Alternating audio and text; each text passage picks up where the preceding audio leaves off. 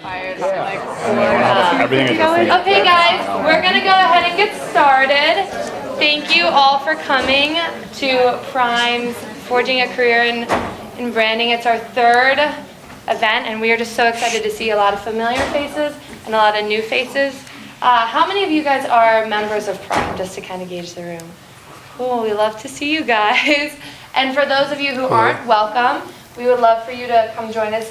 We meet every Monday at 5:30 to 7 in 107 Forest Resources. We have a lot of cool guest speakers and interactive workshops. And then in the spring, we offer a 400 level class that deals with brand agency relationships in the classroom. So we've worked with some of the people here at this table in the past and some other people like at Moxie Publicis Health and Reckitt Benckiser. So if you're interested, let us know. And without further ado, I'm going to introduce Professor Coupland, who will talk a little bit more about Prime and the branding panel itself. So hi, welcome. I'm Jennifer Coupland. I did want to mention that Penn State Prime was just an idea that a few students had about 4.5 years ago. What they discovered was a lot of our students were really interested in going into brand management and advertising, and they didn't really know how to do that. And so they looked at the marketing department and they thought, you know, you teach a lot of the skills, but we would like connections to those particular industries. So Penn State Prime was basically created by a couple of marketing majors, a supply chain major, I think they recruited an actuarial scientist to help them, and a comm major. And so it was just this collaborative effort that happened in a class, and it's actually turned into this really amazing student organization that happens in the fall. And then there's this course in the spring that Kate was alluding to, in which we do these actual hands-on internship before the internship opportunities. This is our third year actually having this branding panel, which I love because what we do is we bring together people who are really knowledgeable in their fields, all in branding and in advertising. And one of the things you'll know about our panel is that most of them are actually alumni. And so that's really exciting for us to have that opportunity to bring them back as well. In the past, we've had pretty much people in brand management and advertising. Feedback from last year was we wanted more people in tech, so we tried to do that as well. I wanted to thank Timmy Gard, who is the CIO of Love Lane Advertising. He was also a really big part of why this branding panel happens. This was actually his idea to begin with, and he supported our students a lot throughout this entire process. So I'm going to hand it off to Timmy and let him speak now. Okay. Thanks. Can everybody, oh God, everybody can hear me, right? Jake, can you hear me? can you hear us, Jake? Yeah. Good. All right, so thank you. Nice turnout. As Jen said, this is our third annual. We want to continue this for many more years. I want to thank a few people first. First, the Prime crew of Kate and Chloe and Alyssa and Ashley and Rachel for all their hard work. Kate, you were just like unbelievable to get this coordinated through the last 6 or 7 months. It's been terrific. The Saxby crew, Nick, your crew, Gia, Haley, Grace, and Greg have been terrific in the past few weeks of getting it all done, and your support and your contribution has been terrific. And Jen, I don't know what I would do without you. So we have a lot more things to come from this. Here are the rules, right? The rules are we're going to introduce the panel. They're going to tell a little bit about themselves. I'm going to ask them some questions. I sent them some questions in advance, and they think those are the questions. No way. We got other questions. And then we're going to open it up to you for about a half hour. One of the learnings we had from the survey, we do market research also, which is a very important part of marketing and branding. We take the learnings and we take them with seriousness. And one of the things we heard last year was give the audience more time to participate and ask questions. Okay? So let's first start. Maria, just a quick background about yourself. When did you graduate and, and what major? And let's go. So I'm Maria Venter. I work at Unilever. I graduated from Smeal with a major in marketing in 2015 and started right away with Unilever and their Future Leaders program, and I've been in that since then, just graduated from it. So I worked on sales and innovation, I worked in category strategy, went and lived in the Netherlands for 6 months working on the global team there, and then I'm now back working on Suave in handling the deo and the lotion categories. Thank you. Ashlyn? Hi everyone, my name is Ashlyn Idemiller. You can call me Ash. I graduated in 2014. I was a marketing major and did a 2-piece in psychology and entrepreneurship. I also started and still am continuing my career with Johnson & Johnson. I co-opted in 2012 and they kept me ever since. I worked on brands like Clean and Clear, Johnson's Baby, Band-Aid. I've been down in Arkansas working on the Walmart corporate team, supporting all of our over-the-counter businesses, and now I work just outside of Philly on the brand side for Tylenol. So really excited to be on a big mega brand. And Ash was part of our panel last year, so we invited her back again. Happy to be back. Mr. Unigarth. I'm David Unigarth. I like to tell my students I do adjunct that I am you coming back in the future to be you. I'm the agency guy and I've been doing it for over 3 decades. And when I left Penn State, I wanted to work on Madison Avenue. And that's all I wanted to work on. And it led me to Gray Advertising. And then it led me to Doyle, Dane and Bernbach, and then it led me to McCann and a few other agencies. And I worked my way up through media into account and then started the strategy practice at MRM and then grew that and then became part of the global pitch team at McCann. And now I live or work at Lev Lane with Timmy. Sometimes we do live there. But I'm a proud graduate of the school, and I do think the school helped me quite a bit. David is my partner, and no hidden agenda. He's frickin' brilliant. So. All right, Mr. Bear, third timer. So this is where things go down a little bit. So he won't be using the word brilliant. I'm unfortunately not a Penn State SMEO grad. Don't have the training in marketing or branding. I'm an entrepreneur. I'm the founder and CEO of Saxby's, which hopefully many of you guys have gotten a chance to get a glimpse into the world of Saxby's with the Experiential Learning Cafe here. I love that we've created a brand and we've worked really hard to be able to market that brand and bring it to other people. And this is really special to be able to come here. Like Timmy said, I guess this is my 3rd year, and we fell in love with Penn State the first time we came, and we knew we had to bring our experiential learning program here. So it's awesome to be sitting here now, knowing that people can have our product and enjoy our people and learn a little bit more about our culture. I'm proud to say that I'm Nick's good friend. We live in the same building. But I want to tell you who he is a little bit. Within the last 2 years, he's won the most admirable CEO in Philadelphia, Entrepreneur of the Year from the Greater Philadelphia Chamber of Commerce, and Ernst & Young Social Entrepreneur of the Year this year. That's like incredible. So you're dealing with somebody here that's a mover and a shaker and knows what he's doing. And if anybody hasn't been to the Saxby's downstairs, it's a game changer for SMEO, and we're very proud to have Saxby's participate. That just means we have a good marketing team. So thank you for pointing that out. Caitlin? Hi everyone, my name is Caitlin Rush. I graduated from SMEAL in 2012 with a degree in marketing, double majored with PR and advertising out of the College of Communications, and I'm currently at Twitter as an account manager on our advertising team in Washington, D.C., working with corporate responsibility, advocacy, and political advertisers, working with huge global brands like ExxonMobil, Boeing, working to solve their marketing problems on Twitter with our solutions and offerings and things like that. Before joining Twitter, had some work on the agency side, largely focused on digital and online marketing and communications. Thrilled to have you. Jake is in the cloud, speaking of technology. Jake? Hey guys, this is Jake Myers, 2009 grad, calling in from Google NYC. It pains me to not be there with you, but I will be in town for the Michigan State game, so you'll see me probably out in the parking lot. Graduated in 2009 in what was probably a pretty difficult time to start a career in the United States. For those of you that remember, started in aerospace and defense, working in marketing and international branding at Sikorsky Aircraft. They make the Black Hawk helicopter. Later pivoted into material science and worked for Corning Incorporated, which is a glass company. They make Gorilla Glass for like iPhones and Google Pixel, which I should probably promote more heavily. And in 2016, I joined Google. So I started in advertising operations, working for major retail brands, helping them promote their products on YouTube.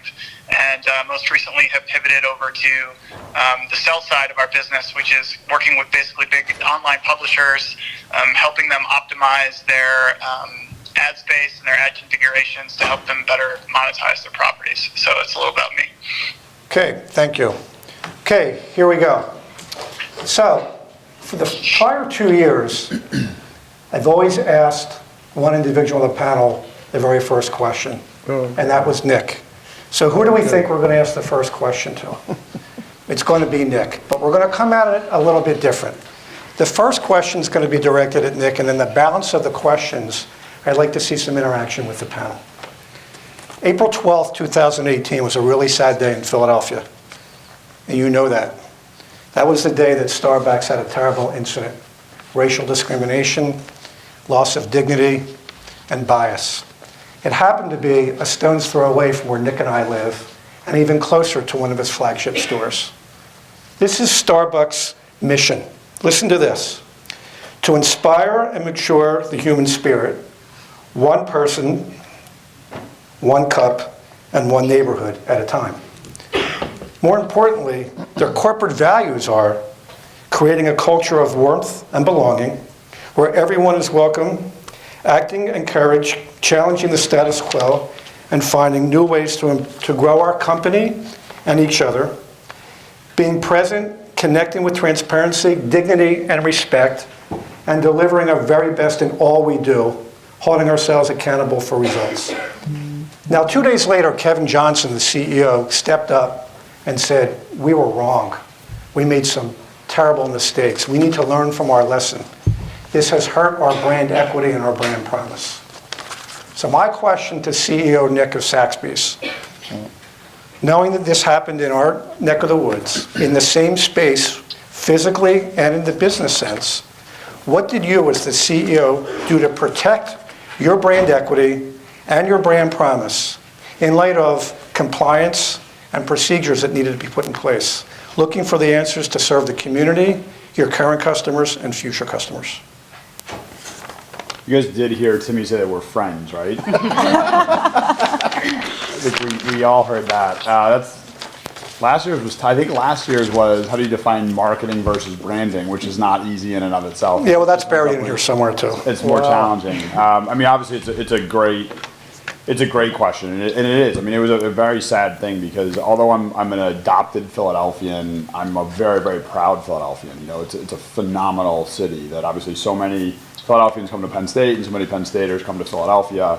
And it's not a place where we've always had the best branding. We've oftentimes, as I learned when I first moved there, we have a bit of an inferiority complex in that city that a lot of new Philadelphians are really trying to change. And so when something like that happens with a brand as large as Starbucks, probably one of the 10 largest brands in the world at this point, that magnifies itself. So people from Hong Kong to Los Angeles and everywhere in between starts to paint a picture of Philadelphia as being racist and a lot of other things. So it was a very, very sad day as a Philadelphian, not just someone who sort of competes in the same industry as them. But about 4 days, if I remember correctly, that was on a Thursday. It became pretty big news on Saturday, which is when I first really heard of it. On Sunday, it became really big news. And on Monday, when sort of everybody was back to work, it became really big news. And that Monday, we were actually opening a Saxby's experiential learning cafe, so exclusively student-run cafe at LaSalle University, which is a smaller university in the northern side of the city of Philadelphia, which our Mayor Jim Kenney, is a graduate of. So Mayor Kenney actually came to the opening, and we were taking pictures and that kind of stuff, and he pulled me aside and said, Nick, the CEO of Starbucks is flying in to see me in a couple hours. Do you mind if I sort of pick your brain on the situation? And so in the moment, I had to really critically think about what my position was on that. And I think that it might be pertinent to Timmy's question, which is, I feel like that situation, as easy as it is for me as a competitor to say, how dare they? They're such a terrible company. I don't actually think that that's the case. I think what it is that when you become a very large company, oftentimes you start to focus so much more on your handbooks and your procedures, and you take away the critically important things, like where the talent actually exists. And none of our organizations, there are a lot of really big companies on this panel, none of our companies are good because of procedures and processes. our companies are great or not great based on talent, based on human beings. And so I said to Mayor Kenny that day, and I feel as strongly about that today, is that that's a situation where a team member or some team members at a particular business unit thought through the context of a handbook and didn't use emotional intelligence. And that's a challenging thing. So it scared me as a company that's very focused on growing. It definitely scared me from growing, because I think as companies get bigger, there's this inertia that sets in that you have to like rely more on handbooks and processes and procedures, and you can't rely on what ultimately makes your company great. Is you find people that are culturally aligned to your business, you train them, you support them, and then you get out of their way. You let them use emotional intelligence and critical thinking to make your brand even better than it actually is. And I feel like that was one of those situations where that team member or those team members either didn't feel comfortable exhibiting that emotional intelligence, or the brand just doesn't allow them to do that anymore. I don't know enough of their insight, but it definitely made me think about, because we talked internally at Soxby's, like, do we write more policies and do we write more procedures and blah, blah, blah. I said, you know what, I'm gonna relish in the fact that we're only 600 people. They're 60,000 people. We're gonna relish in the fact that we're 600 people, and instead we looked at it as, do we have 600 people who love people, love our brand, and feel empowered to do the right thing? And we felt like we did. And so we pretty much went back to work, and we've gone back to work ever since then. So that's generally been my position on it, Good. but it's a really good learning experience for us, I think, as our business continues to grow. And everyone talks about how their greatest resource is talent, but I think as companies get bigger, they oftentimes lose sight of that. And those that don't lose sight of it, they wonder why Unilever is as good a company as it is today, how big it is today. It's a company that knows that its heart and soul, its people are its brand, and they continue to put those people in a position to shine. Thank you. Okay, this question is directed actually for as many on the panel as possible, but we're going to start with David. Don't worry, it's okay. Well, weren't we going to help him with the answer on that? So, client hires you to help you with your brand, and Yes. the very first thing we think about is a branding workshop or immersion. Yes. What is a branding workshop, and what are the components to make a brand successful? Well, I could do a class on that, but I would say a branding workshop consists of two parts, a yin and yang, if you will. The first part is to establish what equity the brand has now in place, the state of the brand, the health of the brand, and how well that company's established it, how well penetrated it is in the marketplace, what it stands for, whether they've migrated into purpose-based marketing beyond just selling, if you will. And so we have to look at that quite closely. I will also tell you that we take a keen eye in looking at whether the brand has been devised within the ivory tower walls of the company, or if they are truly a customer-centric company and they have built the brand through the minds of the people that they interact with. And that's a critical flaw that we find quite often. They haven't gone to ground, mostly because it's time consuming. You watch a lot of television shows where some of the first things they do in business rescue, they'll call a focus group and get people in and just say, is this place worth it or not? We like to ask employees what's going on.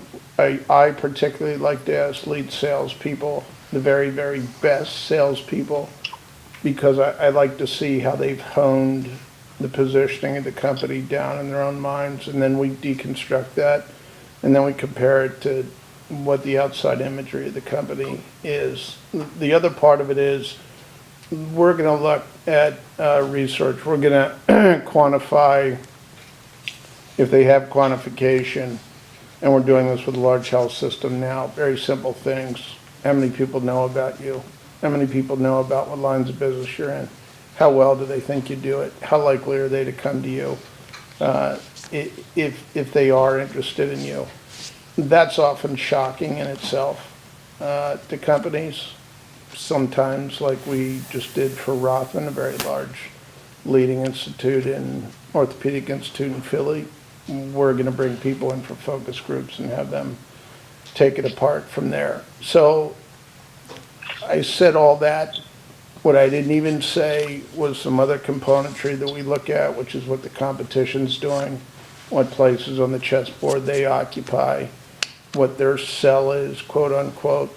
And then, of course, there's generalized trending in the industry. Is there some kind of wave that's happening that they've missed and we can catch on? So you can tell it's a pretty comprehensive evaluation of a brand before we ever start thinking. Once you have that basis, then we have to get into the more fun part or the more difficult part, however you want to look at it, which is building the brand for them. I would tell you this, that we build brand platforms for our clients, and they are nicely drawn things on pieces of paper that have attributes and emotional benefits and rational benefits. Within that, I'd like to say this: we don't sell products, we sell feelings. And people will pay a lot of money for a feeling. And you can look at that in the luxury market. What a luxury handbag for $3,000 in parts on somebody's brain who has it. What a $9 cup of coffee says. Four. No, I didn't mean to imply that you're 9, but Closer to 9 back in Philly. but if not- I not- said it was $9, we like to design brands with that in mind. And then I'll say one more thing. We look at brands and engagement with them as experiences. We like to say, the buzzword used to be engagement, which means we're going to stick brands out there and they're going to start interacting with people. We now say that they are experiences. We like to design the experiences. And I will tell you this, designing an experience for a brand means one thing, that the deeper the person who's in love with the brand gets involved with it, the more rewarded they are and the more intrigued they are. And we like to say the brand unveils itself more deeply the more you get involved with it. And it becomes more intriguing to the user, and for that reason, backstories are quite valuable. People like to know that it came from the farm, a little farm in Vermont with 7 cows that started 40 years ago. That's really, really important. And the last thing I would say, and I've said the last thing 3 times now, where I thought you were going to go is social purpose marketing is critical. And if any of you seen Simon Sinek's infamous video where he talked about that companies are in the business of why they sell it, not how they do. Why is this company in business? What do you offer the earth in terms of some benefit besides some monetary gain and a factory and people working there? That's not enough anymore. There's a giant transitional shift.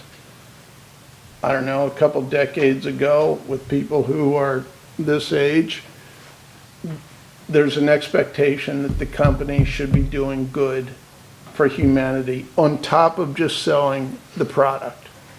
So that's a very long Good. answer, but it's all the major elements woven into evaluating a brand and building a brand that I can think of at this very moment. And Ash and Maria, but coming off of that, 2 Fortune 100 companies, Unilever and J&J, take that, and how do you both develop a brand strategy? Let's hear from you, Ash. How do you develop a brand strategy? Well, I think that it's a constant evolution, because I would say Tylenol, when it was first founded, is probably very different than the Tylenol and the messaging that we put out there today.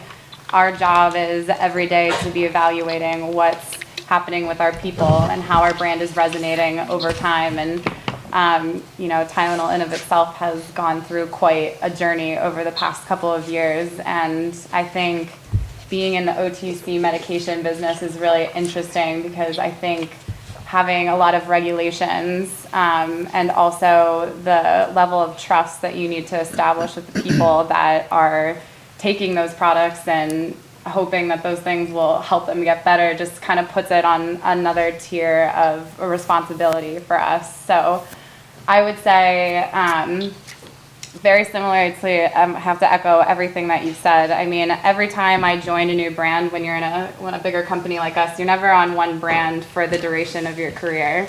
You'll be on a brand for about a year, year and a half, and you come in with fresh eyes and you have to look at where it stands today. And I always start at the very foundation of the research. What do we have? What do we know about the people? What are they saying? What's missing in the marketplace? And then even just talking to the people who actually physically make the products. Do we understand the ingredients in our products and what are they doing for the people that are taking them? How differentiated is it? And then from all of that soup of information, we have an army of people that we work with. I like to think of brand managers as kind of this central point that is able to pull together all the puzzle pieces from all the different brilliant people that we work with every day to be able to come up with what will hopefully be a message that resonates with you. And I love how you say that we're selling not a product, but we're selling a feeling and an experience. And I think it's a really special time specifically to work on Tylenol right now because our messaging is more about educating people on the different types of conditions that you may already have and how your OTC products are interacting with medications that you have, the conditions that you have, and noting that people aren't as educated as they should be. And then going beyond that, really we're taking an angle of talking to caregivers and the people who have to look out for their loved ones and what that journey looks like, how the struggle and I think the beauty of being able to nurture someone back to health and really celebrating those journeys. And I think that's been the focal point of the brand versus buy our pill, right? So I think that's something very special, even in a bigger company where you get to have a very meaningful impact on the strategy. Yeah, I think that at Unilever it's similar. I think it comes back to the consumer, and especially at larger companies. I was just talking a little bit about this morning, but with so many brands, you really have to define when you're coming with a brand and looking, kind of critically looking at your brand, what is the need on the market? Because we don't want to just launch and be another product in the midst of hundreds of products on a shelf, but we really have to define what's the gap here, what's the white space, what are consumers looking for? And a lot of time that does come back to what we were just talking about, but the sustainability or the social responsibility behind the brand. Like, what do we stand for? What are our core truths and what's our core proposition? So I think brand strategy for Unilever a lot of time comes back to that. What is our key messaging? What does the consumer need and what are they passionate about and how can we reach them in that? Thank you. Jake and Caitlin, technology folks, here we go. I'd like to ask you both a similar question. What does your brand do to surprise and delight your customers? And what pain points are you trying to resolve? Jake, why don't we go with you first in the cloud? Sure. So from my days working on YouTube, our biggest marketing opportunity and challenge for YouTube when we're going out to the Unilevers and Johnson & Johnsons of the world is to position YouTube as a competitor and a differentiator to traditional television advertising. Traditional television advertising is $100 billion business per year, and it's something that companies like YouTube and Twitter have been trying to get a piece of. So to answer your question about how we surprise and delight our customer, we try not to position YouTube as a better TV experience. We try to position it as something that is richer, that is more targeted, and can give you more insights and data related to the audience that you're reaching.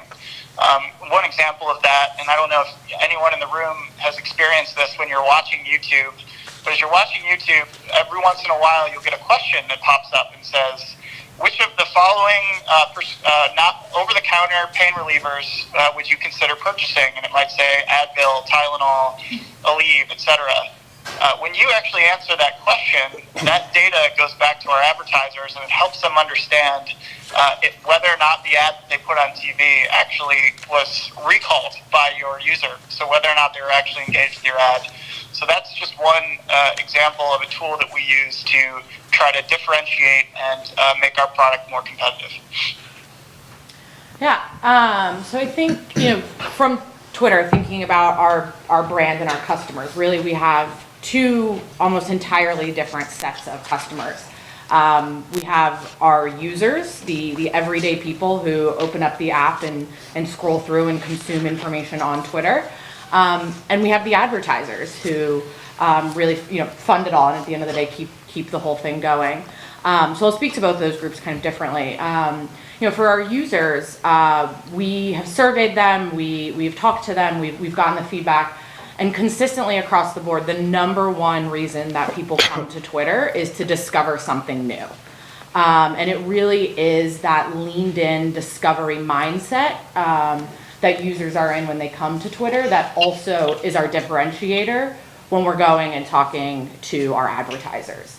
For Twitter as a brand to consumers, we need to be relevant, and we also need to be healthy. We need to be a place for healthy conversation, and something that our company has started to talk about a lot. And you asked about challenges, and this is definitely, I think, the biggest one, is this idea of a healthy public discourse, and how we can help facilitate and be a part of that.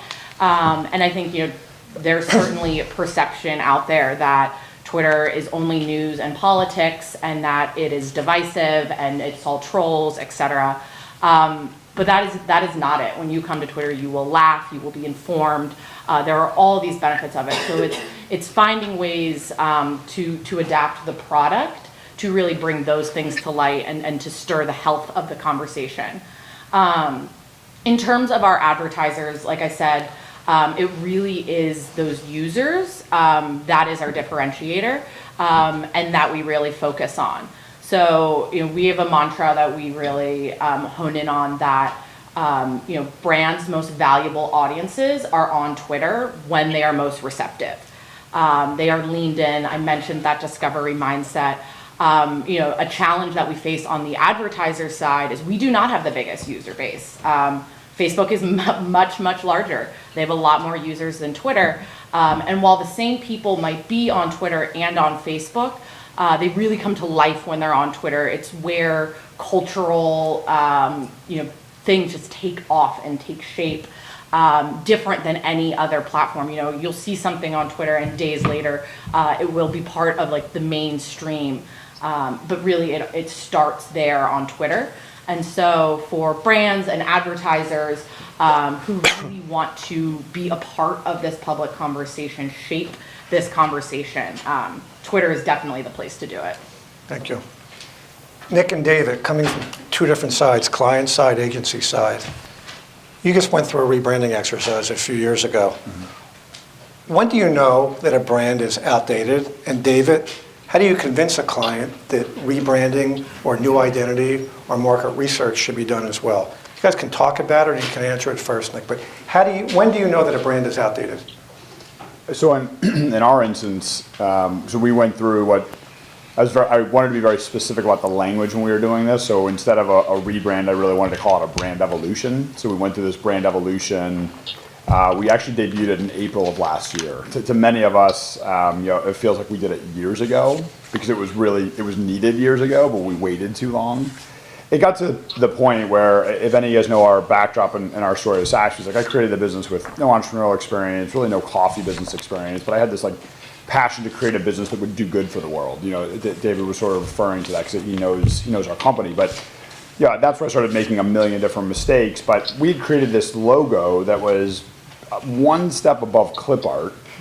And the company's name was Saxby's Coffee, and it just had this logo that the business had so far evolved from where we were when we first started it. And I was sitting in our headquarters back in Philadelphia, and you walk into our office and we have this humongous mission core value wall, so it proclaims our mission statement to make life better, and the 6 core values that support it, and the huge logo.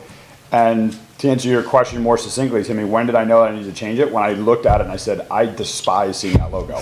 The company that I created, I just got to a position where I just started disliking looking at that. And that was our company. Our color was this faded maroon, everything about it was done. And I realized that our brand, our company, who we were, how we operationalized ourselves, had significantly moved past what the iconography of like the look of the brand actually was. And so that's when I knew the amateur marketer, the amateur brand guy had to sort of get out of the way and sort of go to the professionals and say, I don't know where it needs to go, but I know it can't be that anymore because the CEO can't dislike their logo as much as I dislike mine. So that's when we knew we had to evolve the brand. David? I think that's all true. The thing that's really important that he said is that there's some subjectability, some subjectiveness in this. Sometimes we eyeball things and we look at the category and it just looks out of date. Now, rebranding a company isn't to be lightly done. We can rebrand companies and the ripple effects through everything that they have, large corporations, can be millions of dollars. I was part of the rebranding of Comcast Corporation. And that new logo that they have, although it's an old logo, Comcast was trying to leapfrog into being seen as a forefront leader in innovation. But yet they had a logo that literally looked like it was from the 50s, and it was. And the owners, who were both billionaires, saw nothing wrong with that logo.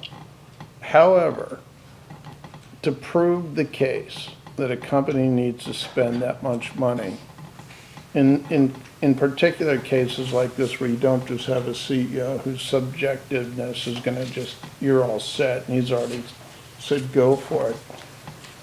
We're going to do things like looking very carefully at that target audience. We're going to look at what they say through research about that brand.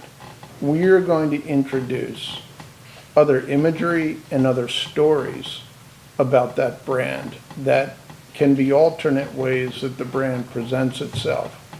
We can attach changes in intent to use or intent to try to that, and we can do those projections out if we can know what's known as the LTV or the lifetime value of the customer. So I would answer that question by saying there's an MBA side of it, which is go prove the case before I spend all this money and rebrand it. Let's just say he didn't think it had to be rebranded, and we did. It's a court case. We'd have to come to him and say, you must shift. You're out of touch with your target. You've adopted a new target. You just look outdated. It's not in line with your new corporate vision or your goals or the like. And this is the kicker. It's costing you money. You are losing sales. And the money that you invest to do it will more than likely prevent or blunt the loss in the sale.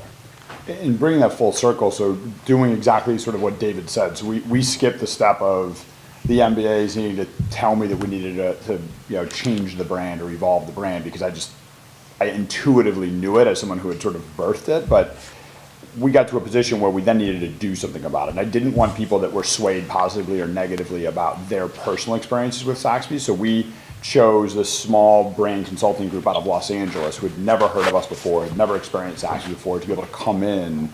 And we really gave them carte blanche. Like I literally put on the table changing the name Saxby's. Like Saxby's could be changed. Like that's how much carte blanche we gave them. And that's when they went into the things you guys do with your eyes closed, the focus groups, which very much included our team members, the people who work so hard for this company every day. Like, why do they choose to work for us versus other people? To guests, to people that were, sort of came through as people who should be coming to Saxby were going somewhere else.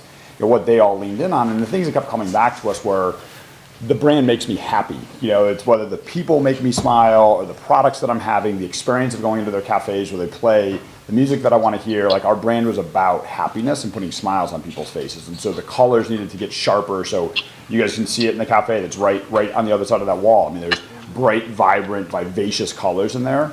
And then the logo. The logo is a stylized hot air balloon that I still see. I scroll Twitter probably more than I should. Actually, no, I should scroll it just as much as I should. Keep on scrolling. All the time, because I get to see people. I get to see what people naturally think about our brand. They're not writing me an email. Like they don't know that I'm going to necessarily be looking at it. So I get to see it like in the wild, and I love seeing people say, I'm sitting on a train, I'm looking at the Sox logo, and it puts a smile on my face. I'm like, wow, thank God there's great branding people and marketing people out there, because I would have never come up with that. I just knew that we needed to make a change, and you bring in the experts to be able to do it, and it's come full circle, and it feels like we've had this evolved brand forever, because I think we really hit the nail on the head. I'll give you one real life example, and I tend to watch brands that are in trouble. The brand Buick was a dead brand. It was literally a dead brand 15 years ago. GM was going to scrap it. Cadillac is much in the same position, struggling to stay alive. What's been happening with Buick, if you've seen it, the marketers went in there and said, your franchise is going into the old folks home. Nobody's buying a Buick anymore. You're going to be out of business because your audience is literally going to age out. Therefore, we're going to rebrand you, because we have to, and get rid of this entire aura that took 40 years to develop. We are going to get rid of that thing, and we're going to bury it. And what you've been seeing, if you've been watching anything, is the most hammering amount of frequency of women with young children in driveways, driving their kid to lacrosse or soccer or other thing, and other women in the commercials looking enviously at them for having that new Buick SUV. Which, along with that, they reinvented the line and retooled it, so they have some halfway decent looking cars. Buick over the last 5 years, and I can only imagine that they are in the $250 million a year spend, and that's just what we see. It's not any of the organic stuff. They are rebranding, and I believe, and this is my truth test, if I walk down the neighborhoods of my house and I see women driving that car, I say, holy, you know what? It's penetrated. It's actually worked, because now there's one buying it and they've gotten through. That's a masterful rebrand, not done, and I'm not kidding, without $1 billion of investment to save that brand. And they recognized it, and I'll go back again. Cadillac is still struggling to find its footing, and struggling greatly. They're the premium car, and I don't do automotive, but it's a very easy example to look at rebranding. I'd love to add just like one quick thing to like sum on to you guys. I think when you talk about rebranding, I'm glad that you guys like touched on all elements of it. It's not just the logo. It's sometimes the positioning. It's sometimes the product. It's sometimes the message. Branding is not just one element. It's deep diving into all elements that make the brand what it is. And I think that is kind of your job to figure out which of the pieces are broken or irrelevant. I'll add to just an anecdote from Twitter of the importance of having a brand early on. Twitter is not that old of a company, but when they started, they actually did not have any like a created by Twitter official logo. And so all of these kind of user-generated ones started popping up. There was this like kind of stylized bubble letter, just word mark Twitter. We had Larry is the name of the bird that we have. He had hair for a while. He's gotten a haircut since. But like to this day, I think we pay for it. There are times, on websites and things that I see the logo that people are using to link to their Twitter page is the Tumblr T. It's not Twitter. It doesn't have anything to do with Twitter. You still see Larry with the old not haircut version. So I think, I think that really does go from those roots of like when we didn't have it to start. And we obviously have I think a beautiful brand and logo now and everything, and we're taking that back. But it's something that can stick with you for sure. Jake, do you want to add to that? Yeah, I mean, oftentimes the brand's biggest strength can also be its biggest weakness. I mean, I know there's a lot of, when I think about Google and some of its products, many of you are probably aware that we have multiple chat apps and multiple music apps and multiple this and multiple that. I mean, we're definitely not the kind of clean, well-intentioned brand when you think of something like Apple. Now, some people would consider that, weakness for how we position ourselves in the marketplace, but we're a playful company where any employee is empowered to come up with any product or service that they want to do. And as a result of that, a lot of these experiments that one or two employees went off and tried turned into hundreds of millions or multi-billion-dollar businesses. So, it's not necessarily that every weakness is a strength, but you have to try to find the things that make you unique and different and play up those strengths. Thank you. So I heard the word market research 3 or 4 times and the word research twice. J&J, huge company on analysis. Unilever, the same. How do both of you use market research to measure brand satisfaction or brand awareness or increase in attitude? How do you do that? I can start. I think one example at Unilever, we're constantly meeting with consumers, bringing them even into Unilever and just learning from them, just sitting with them and talking about their everyday life. I was just doing this last week, sitting down with our researchers and just having a chat about how do you shop, what commercials have you seen lately, what's important to you, what products or what ingredients are you wary of, what ingredients do you think add a benefit. Kind of weaving in some questions about our brands. What do you think of Suave? What do you think of Dove? Have you used those recently? What are your favorite, how's the smell? What's important to you?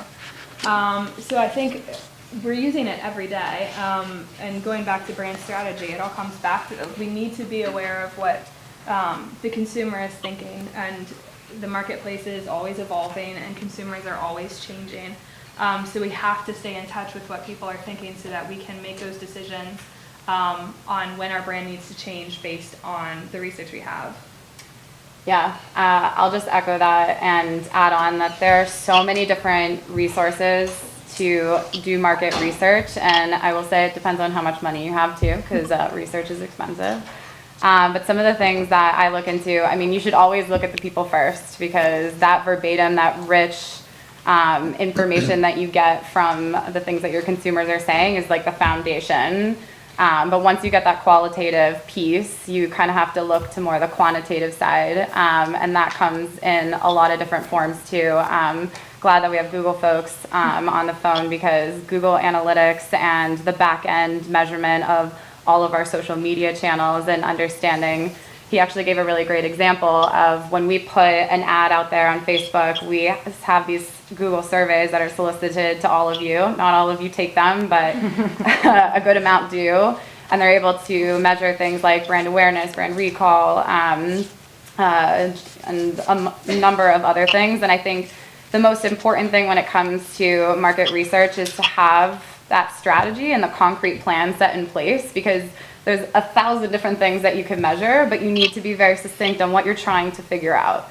It's very important to then build your measurement plan based on what you're trying to figure out so that you can move to the next step. I think you could get data paralysis and end up having almost so much information, you're like, I don't know what to do with this. So I think it's very important to be purposeful and have that plan in place. So I would say the other really important thing is also to be future looking. Every time I start a new brand, I start a list. I call it my learning plan of like, what do we need to figure out next? Or something that's broken, what do we need to dive into deeper? What's a new white space that we haven't tapped into yet? And then we have fantastic partners at some of these bigger companies that their sole job is to help us find research companies that will be able to solicit the type of information that we're looking to find. And that critical data is what we use to develop our strategy and our go-to-market plans. So we are nothing without research. I'm going to ask 1 or 2 more questions before we open it up, and the next question is directed to all of you. Most of these students out here are looking for a position in marketing or sales or whatever. What are you looking for in a key candidate to fulfill a brand position in your company? So Maria, we'll start with you and we'll work our way down. Yeah, I can go ahead and start. I think it's, I was talking to HR actually about that very question before I came here, but I think I already knew the answer. You can tell from Unilever's culture. We're looking for people who are collaborative. We're looking for people who are forward thinking. We know that the world is changing and we want people who kind of grab onto that and run with it and can provide us insights and bring a passion to work. And at Unilever, Unilever every brand that we have has a sustainability mission behind it, and something that they stand for, because as we were talking about earlier, people don't just buy products, they're buying the idea behind the product, or the emotion behind the product, or the experience behind the product. So I say that to say we're all about sustainability and purpose at Unilever, so we're looking for people who kind of think that way as well, and know that when they're coming to work at Unilever, they're not just coming there to sell mayonnaise or to sell tea. They're coming to do something better, do something good, and bring something of value to the marketplace, but also something more than just working on your brand. So that we have a lot of different organizations at Unilever. We do things like come to Penn State and different colleges to connect with students. We work with the Enactus team here and all over the US. So I would say to have a bigger vision than just coming to a company and working on a brand, but what can you really contribute back to the world through this position? So we're looking for that kind of excitement. I thought of 3 things for this question. This was one that you actually gave us. I got to prep for this one. I would say the first thing is that I look for people who are go-getters. Are you the kind of person who gets an assignment and doesn't just read the line and deliver exactly what's written? Are you the person who challenges the status quo and thinks above and beyond? And I think that type of visionary is what makes branders so special, and is their ability to break through and make connections with people. I also think just emotional intelligence, general people skills. I honestly think some of the best experiences I got was being a waitress for 5 years and dealing with management and patience and different types of people every day, and being able to adapt how you interact with different people to provide an experience really for them. And I think that that is something that's not learned in the classroom. That is learned through your leadership experiences, through your orgs. It is in the projects that you get from your teachers, and are you the one who shows up to the group meeting? Are you the person collaborating and bringing everyone together and inspiring people to get to some common vision?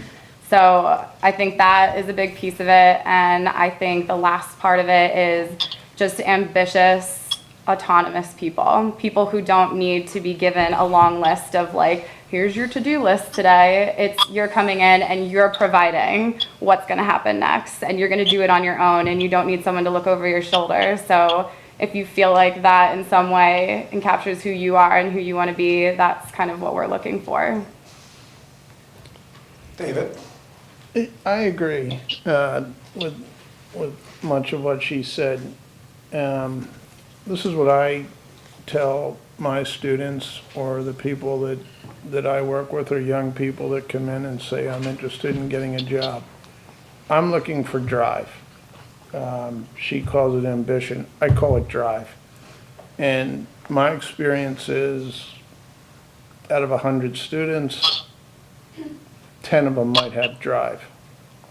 The other 80 may sit in the inner tube and float down the river and hope it takes them somewhere good. The first 10%, they want to go somewhere. They're hunter-killers to get into where they want to get into. And it literally exudes out of them. And they will do unusual, unconventional things to get into our agency. And as she was saying, they are self-starters. They are self-established people. They can come in and orient themselves, take stock of what's going on, and then put their backs into it and go after it. And because there's a natural curiosity in their brains about why this product connects to her head and how it can connect to her head, so that she wants this more than any other brand out there. And if you don't walk down the supermarket aisle and look at products and say, my God, who are they selling that to? Who could they be selling that to? Who in the hell would buy that thing? You've got to love that psychological connection between products and people's minds. And if that's you, then, and in our particular case, if you like to ride the adrenaline train, which is an ad agency world, and it's high adrenaline, then you're gonna be doing well in an agency setting. Yeah, obviously I agree with everything that's being said. I think really quickly for me, it's culture fit. So culture fit is a two-way street. So I think most people look at it, especially from an employer side, do you fit into my culture? That street goes both ways. Do we fit into your culture? What we do, does it fit with what you see in the world? So for us, our mission statement is to make life better. You know, we're in the world to put smiles on people's faces, either with daily grind smoothies or great coffee, or in more instances, providing an awesome, uplifting environment with human beings. If you're someone who wakes up in the morning and the worst part of your day is to deal with human beings, we're probably not a good culture fit. You know, like that's probably not the right place. And so we look for people who are like walking. I watch it every single day because I sit right in the middle of the office. I watch people walk in, they start reading our core values if they haven't already read it online, and they read one and they smile. They read the next one, they smile bigger. I'm like, that person's a culture fit. I have no idea if they'll point at the blender and call it an espresso machine, but those hard skills can be taught. If someone's a culture fit, they're gonna bring exactly what David just said, which is drive. I have a lot of drive. Like I like, yeah, the things that I'm passionate about, I'm relentless. I'm gonna go after it. But I oftentimes think that when I'm sitting in the office at Saxby's, because I'm so passionate about what we do, my drive is always on. If I moved up one floor, there's an app developer, a very successful app developer, one floor above us. I watch mostly guys come down. We operate a free coffee bar in our office, so everybody comes down. It's like the neighborhood coffee bar in a vertical building, and these guys come down and they still have their headphones on while coming to like a coffee. Like people come to a coffee shop to be like, "Hey, how you doing? I love your shirt. Like, what's going on?" They're still like plugged in. They want nothing to do with talking to people. If you move me up one floor, the same person who quote unquote has drive, I'd be the first person fired in that company. They'd be like, "Who is this bozo? He has no drive whatsoever." Drive works when you have passion. Passion works when you're connected to the culture. You know, and culture lives off of human beings. So if you want to come work at Twitter because you're like, Twitter's amazing and my mom and dad will think it'll be so cool if I work at Twitter, but you're not aligned with what Twitter's why is, like why Twitter exists, don't work at Twitter. You know, but if you are like, I love Twitter, Twitter's a better place, you know, the world's a better place because Twitter exists, go there. That's the kind of place that you want to be because the good employers are going to realize that you have drive because you're passionate about what they stand for. Yeah. Caitlin? I think the biggest thing that I always say and have gone back to anytime I'm involved in a hiring decision has been eagerness and willingness to learn. I think is a lot of times what it goes back to, and in that you hear echoed a lot of these things that have been said. Eagerness, I think, can be tied to drive, ambition, etc. But that eagerness and willingness to learn, especially at your first job, nobody is expecting you to come in and know everything. I love calling a blender an espresso machine. Whatever the equivalent of that is in the job that you're trying to get, the industry you're trying to get. When you are fresh out of college, you're not supposed to know everything. You're never going to know everything. Our CEO at our all hands conference this summer said, quote, literally, "I know nothing."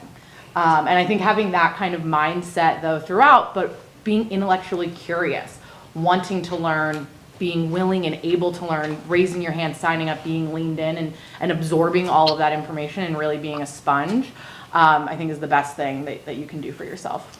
Jake? Yeah, I mean, the joke with Google is that during these interviews, they ask you how many ping pong balls will fit in a school bus or how many stoplights are in New York City. Fortunately, we don't ask questions like that during interviews anymore. They're much more kind of, tell me about a time when you, or what would you do if you were in this situation? I do want to echo what a lot of the panelists have said. Our culture is one of high skills and low ego.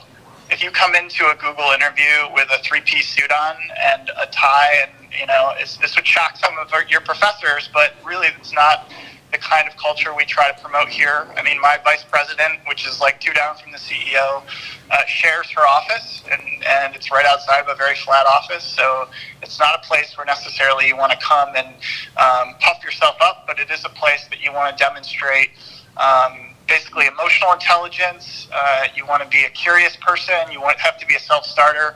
We are a computer science leader. So to the extent that you can demonstrate times when you've used computers or have developed skills that are very useful, those are all things that we look for in some of our hiring decisions. I'm going to answer the question too, because I want to. So my theory is hire the smartest people you can find and hire smarter people than yourself. For me, it's not that difficult. But I also follow Stephen Jobs' theory. You don't hire smart people to tell them what to do. You hire smart people so they can tell you what to do. And so I try and live by that every day. David and I try and live by that. And if you stick to that core and you build a team of smart people, the world becomes your oyster. Okay, so it's 8 after. We did a little bit better than we thought, not terrible. We have 22 minutes for questions. And the way that I operate, if nobody asks questions, I'm going to point to you and ask you all kinds of questions to ask questions. So you're smiling. What is your name? Rachel, Rachel, where are you from? Heidelberg, Germany, And what year are you going to graduate? 2020. Okay, and what is your question for the panel? In the past few years, companies have shifted from marketing to just the customer, to bettering the customer in their world as how Mr. Hugo said, humanity. Do you think this is a phase of marketing, or do you think this is the new normal? New normal, for sure. At least that's my opinion. Yeah, I would say the question, I feel like I keep saying this, but it comes back to the consumer. Is this our new normal, or is this a phase? I don't think it's a phase. I think we're becoming more aware, and I don't think you can go back to being less aware. So I think as consumers start caring more about the products they're buying and what they stand for and what they're actually contributing to the earth, we have to evolve with that. So I think it's only going to get more interesting from here. Yeah. And I would say, I think you've heard us all say it this entire time, our brands are built with a vision through you. So you will define the brands in the future of what we focus on, because that's how we connect with you. I think there's a lot of people in this room that potentially have taken psychology or have an interest in human behavior, but I think that is such an integral part of what branding is. It's really understanding the human spirit and making that connection with something that you have a part of your ecosystem. So There's a huge shift right now happening in business that your generation, depending on whether you sit in the millennial or just after the millennial generation, but there's a huge shift that's happening right now. We talk about this in Saxby's all the time, that the under 35 generation has grown up very committed to making the world a better place, and looking at like organizations and corporations that aren't committed to that. Not just like, we make a lot of money, so we donate a lot of money on the side, but have you readjusted your corporation to make the world a better place while transacting business? And your generation, these two generations right now are the largest consumer spending generation in the US and probably in the world. And so I think that one of the things we talk about is that the millennial Gen Z generation now is 3 times more likely to work for and 2 times more likely to buy from organizations whose missions they're aligned with. So as a business leader or as a marketer, even if you don't intuitively care about that, you better care about that, or you will not be in business, because one of those people will probably create a business that will take your business down. So I think that we're seeing that change dramatically, because you're hitting both things though. You're hitting the people who are going to work for your company and make you that much better, and the people who are going to probably buy from your company. So fortunately, the world has changed, and I think capitalism, we're at this huge tipping point. I think we've already tipped to the point where if your business is not focused, like most of the, all the businesses on this panel, where your business is a vehicle for good, you're going to be looking at what, you were talking, David, that Cadillac is looking at, or what Buick was once looking at. Your business is going to be, it's going to be very difficult for you to survive. If your question relates to, is it shifting to non-traditional advertising into social good, right? Yes. Is the general decisioning factor. So for several years, I had Chipotle in my class. And as we all know, Chipotle went off the rails with their product issues. However, the woman that came in, and I think she was a regional sales manager, so she was pretty well indoctrinated into Chipotle, said something that was astounding to the class, which was Chipotle wasn't in the business of selling food. they were in the business of changing how food was made. And they wanted the sale, the burrito, was just the end. But what they were trying to do was get people to treat hogs more humanely. And they had a good glimpse of being strong in PR when they said, we're not buying hogs anymore because we can't say that they're being treated right. So we're just going to shut it down. It was one of the more brilliant things they did. And it was astonishing to me that the founder of that company said, I'm just going to make these products and I really don't care. And this was a great statement to say. You don't really sell this product, you're selling something else. So what are you selling? He may be selling a better coffee experience in some regard. There's a deeper purpose for what he's doing. It was fascinating to us that Chipotle was saying that they wanted to change how farming was done, and they had that fantastic Willie Nelson animated thing that won the Grand Titanium or whatever it was, about back to the start of how things ought to be and just end all this nonsense.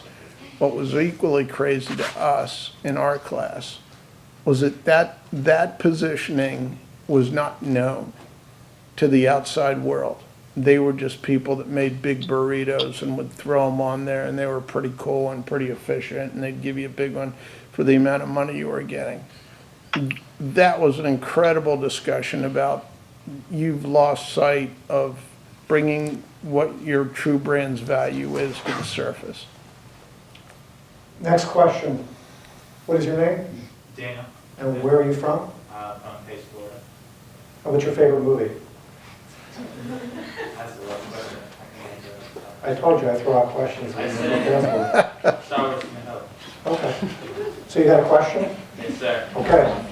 I was wondering, kind of similarly along those lines, how if you guys are closely watching kind of the deal that's going on with Nike and their most recent advertising campaign, and if as companies seeing how this turns out, whether it's something that, okay, we want to pursue kind of not just the like ecologically social justice, but also kind of along the lines of people as well, and whether or not that was something that you're just kind of watching, or it's very, very like front and center of what you guys are paying attention to. Jake, can you answer that first? I'm curious to hear your answer from Google's perspective. So the question is, how Nike handled its positioning of endorsing Kaepernick? Yes. Yeah, I think the best analysis I've heard of that decision it harkens back to Muhammad Ali, right? In modern context, Muhammad Ali has an overwhelmingly positive perception and brand. But back at the time, the height of his career, he was an exceptionally polarizing figure. And no marketers, no companies wanted to make any bet on him. And now, in retrospect, Nike would look like nothing more than to have a glowing endorsement from Muhammad Ali, because he stood for something that was bigger than sports. He stood for a movement and a culture shift, and it was an opportunity that a lot of people missed. And so Nike did take a bet with this position, but I think they've already been rewarded by the stock market. I think their price shot up like 20 or 25% since that decision. And the CEO is a Penn State grad, so we have to have a little bit of loyalty there. But generally, I think it was a pretty brilliant decision. At Twitter, we kind of had an interesting vantage point watching this happen, because it really started on Twitter and really took off on Twitter. It was, the image initially shared and passed around there. And it's moments like this that we have seen that really do take off on the platform, and that, selfishly as Twitter, it is this vehicle for this purpose and this social change. Whether it is, a social justice issue like that, or even things like, fighting for your very industry's existence on a government control level. You saw Ford having to respond when they were called out by the president, and you see that happening more and more. And so all these different ways that you can participate in that conversation, or however it may be. It's been interesting to see it happen on Twitter and to travel on Twitter. And, you know, I think exactly, you know, what he said, that the monetary payoff, I think, has already been proven. So not only is it just good ethics, good morals, it's good business as well. You would almost say that they did their research and they know who their target customers are, Weird how that works out. Right? Yeah. David, what do you think about that? I think it was a brilliant move. I do. People think this was just a casual, random decision on their part, or an impulsive decision. I would imagine there was extensive strategizing about this. There might have been some research done. But I think Nike at one point said, are we just going to be a big company that makes sneakers and athletic clothes? Are we going to be a company that stands for something? And the last thing we stood for was just do it. And to this day, it's pretty much the only thing that people can relate to that company. And I think it's a little bit tired. I do think they looked at their target audience. I do think black oppression and police shootings is an undercurrent that's incredibly important to them, where they think that it's not being addressed properly and it's been hijacked into a military discussion. And it reminds me of what one of the best creative directors I ever saw in my mind said at McCann about campaigns that he did. And he leads all McCann stuff now. He said, we don't make ad campaigns about the ad. We think about the headlines we want to create first, and then we work our way in from there to develop the ad that creates those headlines. So I think it's a masterful move on their part. It has paid off, and I do think people are going to feel differently about wearing Nike now than they did before. I think it's another example of business evolving towards good. I mean, most of you guys are too young to know this, but Nike in the 80s was known for sweatshop labor. Like, that's what they were known for. They were known as a company that's like, we're going to make sneakers that are going to make you a better basketball player, or at least make you look like a better basketball player. And we're going to make it whatever way we can to minimize cost and sell for the biggest possible number. And I think that this is another example of really smart people, a Penn State grad who's saying, one, we believe this in our heart and soul, but it's also good for business. Building a business that's good for the world can be good for business as well. And I think that's a really, really good example of not only making a social statement, but that making a social statement through capitalism or through for-profit business can be good for both of those two things. And they've got the platform to be able to do that. And I think hopefully it will motivate the next generation of business leaders that are sitting in front of us to make similar decisions. Great question. What's your name? Asia. And where are you from? I'm from Sao Paulo, Brazil. Okay. I'm not going to ask you any more questions. I'm too afraid. Too much with my name already. No, I got it.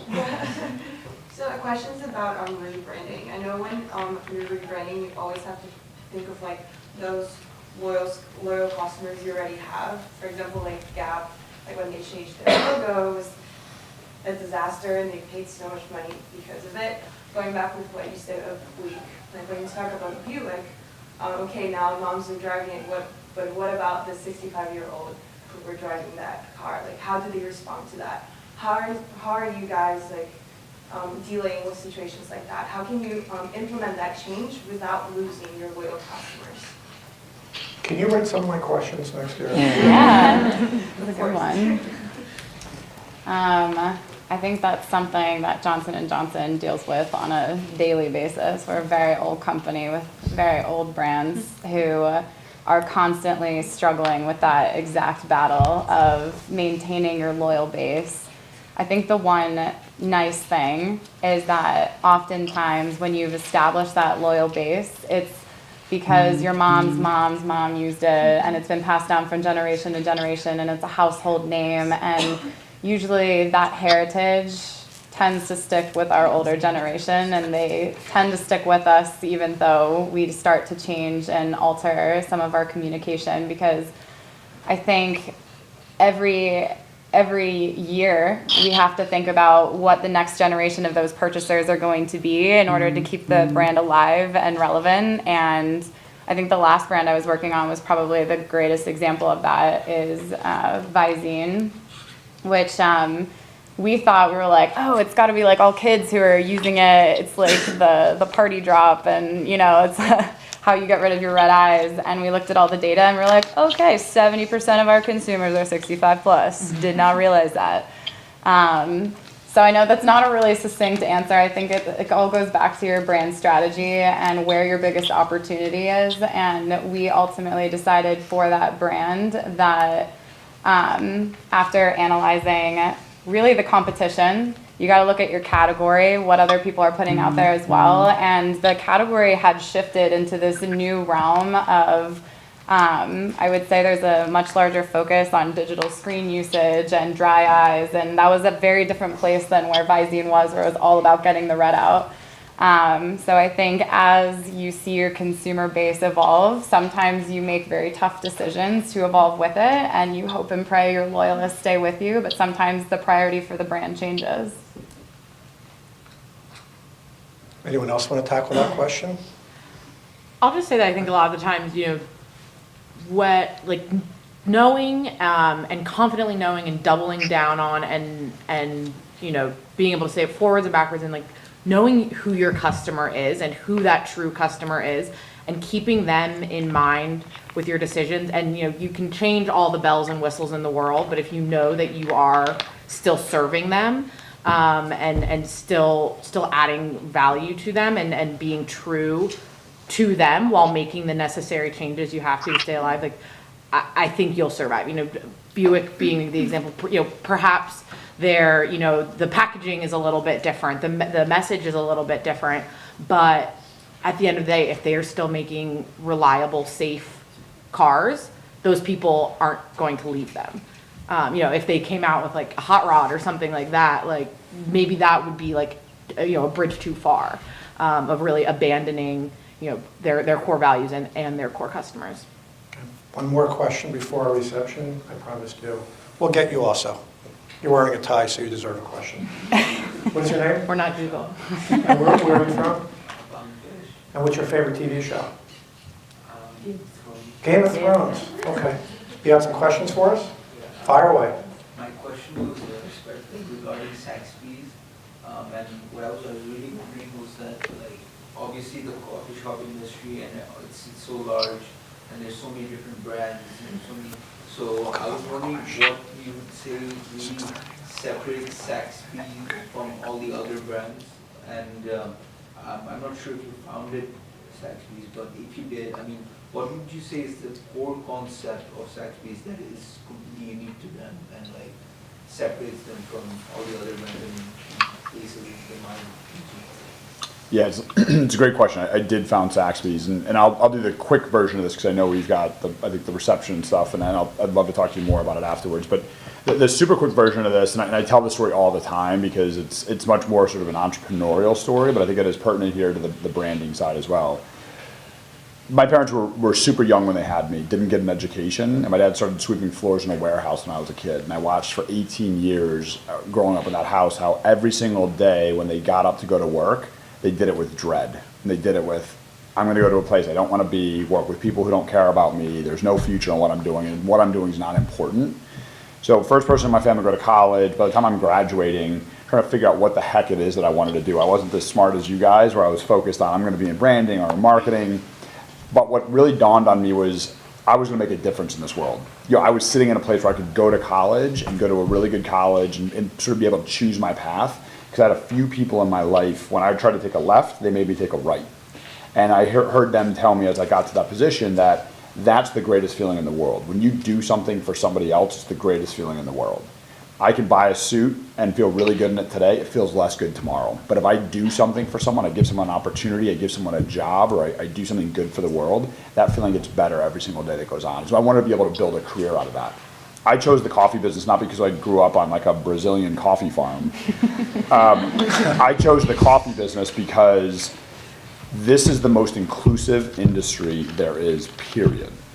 So this is a very unique example of what you see here at Penn State, but go back to Philadelphia, like where Timmy and I live, and that coffee shop that's underneath our building, and Timmy's in there almost every single morning. We serve people dressed as handsomely as Timmy every single day, and then oftentimes standing right behind him is somebody who slept underneath a bridge the night before. I wanted to build a business that was going to be open and inviting to everybody and treat the Timmy Guards of the world and the gentleman who sadly sleeps in the street with the same amount of dignity. So we built a business that was based on hospitality and culture, people skills. And so I feel like when you're in a big industry like we are, and you can touch so many lives, literally pretty much every life that's out there, that was an opportunity for us to be able to build something different. So everything that we do, like I think that this Daily Grind smoothie, peanut butter, coffee, banana, honey, it's the best smoothie that there is. The reality is the people that made it and served it for you are the best people that there are. They love each other, they love their job, and they want to put a smile on your face, and that translates. Taste of product is subjective. Human experience, how people make you feel, is very objective. And so we're in the objective business of treating people well through employment, through guest engagement, through building cafes. I mean, that cafe, we spent more money than you guys would want to know to build that cafe, to then turn the keys over to your peers. That business is run by your peers. Ben Yan, who's running that cafe, is 19, maybe 20 years old, undergraduate Smeal student, runs a massively busy business. We serve 1,500 people every single day. Tons of vendors, 100 team members working there. That's a young man, just like Ash said, her probably best job in preparing her for life was being a waitress. He's learning cultural agility, emotional intelligence, and teaching it to his peers. And they're getting to be able to do something different. So that's what our brand stands for. We sell pretty damn good coffee too. But that's what our brand actually stands for. And we work every single day to be able to do that and then have smart marketers who can help tell that story. I guess I can't wear my golf clothes to Saxby's anymore. You always look good. One more question. What is your name? Martin, And where are you from? Philadelphia. What's your favorite Philadelphia sports team? Eagles. Say who? Eagles. Okay. Who? Go He's Birds. heard of There we it. go. Okay. How reluctant are you to change your product opposed to positioning when getting research back? Jake? Sorry, I didn't quite get the whole thing. Like, how reluctant would you be after getting research to change your product opposed to just the positioning of your product? It's like changing the product itself Yeah. versus the brand or the marketing. Or getting research results that you weren't expecting that's going to force you to do something. Sure. I mean, we're known for launching and deprecating or getting rid of products constantly. So I don't know if we're like a great example, but at the foundation of our business model and why people trust in Google is trust, and that's been a big theme tonight. So we've worked exceptionally hard to, help our users understand how we use their information, how we make money. We know that not all companies in our space have been very true or have honored trust to their users as much as they could. So that's a big piece that we hope to never change. But as far as like the products and services, it's a constant change. I would say it also depends on the product itself, right? Like, I work for Tylenol. It's acetaminophen. It's not changing, right? We can maybe change the form, we can change the packaging it's in, but some things innately are what they are. And things like apps and digital platforms, maybe a little bit more agile and easier to change and shift with the new movements. And even something like coffee, maybe it's that, your customer doesn't like the blonde coffee. So maybe it's a sourcing issue. Maybe you got to go for a different bean. Maybe it's a different flavor. Buick, when they changed their entire fleet of how their cars look and their branding and their approach to the market, that is a huge investment. But it's less about a willingness to, it's like, are you going to live and die by the fact that your product is right for its people? And I would say that's what we have to weigh every day in our jobs, is like, how important is this to make different in order to appease the people who want it? And then we decide how much money we need in order to make that happen and what's the payoff going to be. And for Buick, it was a huge investment, but I think they got a huge payback for it. So those are all the things that uniquely you get to, depending on what you're branding, whether it's your own company or you're working for a big Fortune 50 company. You get to have those unique conversations, and you are constantly learning. I'm pretty sure if I stepped in any of your shoes today, I would be starting from ground zero. So That's why I encourage you guys, this is the time. Go get internships, go work at Zaxby's over here, go do as many things as you can to really start to cultivate the experiences that you need to be whoever you want to be in the future, but you're never going to know unless you try something. And I've tried things that I've hated, and everything from the things that I hated to I loved has brought me to where I am today and helping to define who you want to be moving forward. So you guys are already doing the right thing being in this panel today and hopefully talking to us later, but this is the go-getter attitude that you guys need to figure out where you're going to go in the future. So I just evolved that pretty far from the original question. I think it was a good ending. Yeah, right? Great ending. So it's 6:32. We have a reception in room 217 where the panel will be available to answer all the other questions that you haven't asked yet. But I wanted to thank each and every one of you for your participation, making the trek up, staying with us, and really helping out make this a success tonight. Okay?